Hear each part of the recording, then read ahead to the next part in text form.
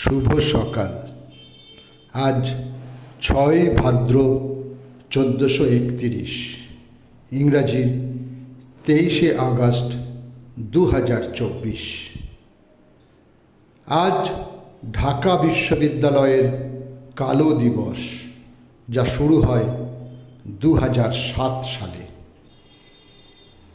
23 August 2016 তৎকালীন ভারতের রাষ্ট্রপতি কলকাতার রাজভবন থেকে আনুষ্ঠানিকভাবে আকাশবাণী মৈত্রী রেডিও চ্যানেলের উদ্বোধন করেন। এটি একটি বহুদেশীয় রেডিও স্টেশন। 28 আগস্ট 1852 হাওড়া জেলার সাঁতরাগাছিতে জন্মগ্রহণ করেন ভারতবর্ষের একজন খ্যাতনামা চিকিৎসক রাধা গোবিন্দ কর। তাঁর ভাই রাধা মাধব কর ছিলেন একজন বিখ্যাত চিকিৎসক ও সফল নাট্য ব্যক্তিত্ব।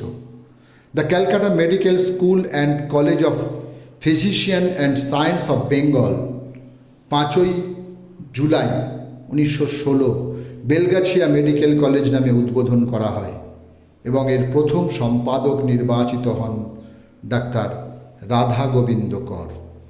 বর্তমানে এর নাম রাধা গোবিন্দ কর বা আর.জি. কর মেডিকেল কলেজ ও হাসপাতাল। 23 আগস্ট 1968 দিল্লিতে জন্মগ্রহণ করেন কৃষ্ণকুমার কুন্নাথ, যিনি ছিলেন নেপথ্য সঙ্গীত শিল্পী, সুরকার ও গীতিকার।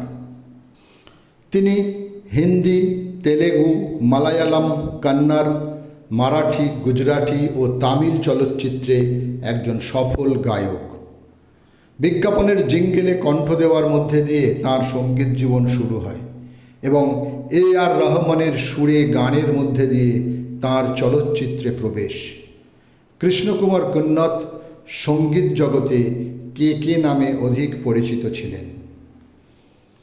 1886 আজকের দিনে মধ্যপ্রদেশের সাতনায় মৃত্যু হয় শিক্ষাবিদ, সাংবাদিক ও সমাজসেবক পণ্ডিত দ্বারকানাথ বিদ্যাভূষণের।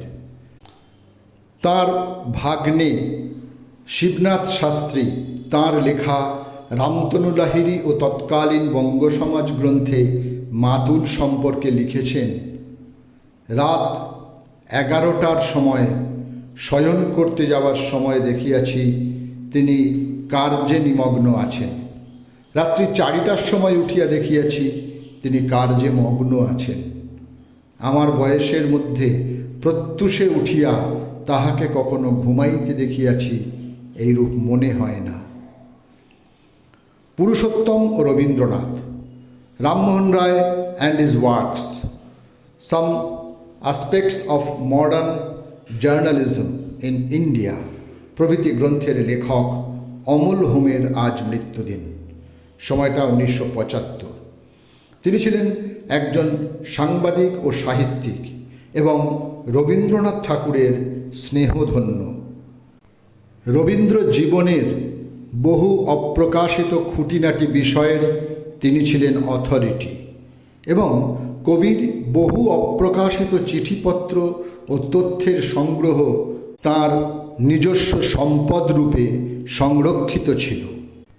নগর জীবনের ক্লেদ ও ক্লান্তি, মধ্যবর্তী জীবনের প্রতি অবজ্ঞা এবং সংগ্রামী গণচেতনাকে কাব্যে রূপ দিয়েছিলেন যিনি, সেই কবি সমর সেনের আজ মৃত্যুদিন। সময়টা 1987। কাব্যের সংখ্যা তুলনামূলক কম হলেও ব্যতিক্রমী ও নিজস্ব বৈশিষ্ট্যতায় তিনি অনন্য। রোম্যান্টিকতা বর্জিত তীক্ষ্ণ ভাষা প্রয়োগে সাহিত্য জগতে আলোড়ন সৃষ্টি করেছিলেন তিনি। স্বাধীনোত্তরকালে বিপ্লবী বামপন্থী চিন্তাধারার সমর্থকও ছিলেন তিনি। 23 আগস্ট 2018 95 বছর বয়সে দিল্লিতে শেষ নিঃশ্বাস ত্যাগ করেন সাংবাদিক, রাজনৈতিক প্রতিবেদক, লেখক কুলদীপ নায়ার। মাতৃভাষা উর্দু হলেও তিনি প্রধানত ইংরাজিতেই লিখতেন।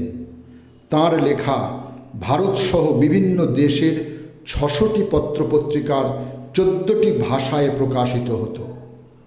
সকলকেই আমার আনত প্রণাম।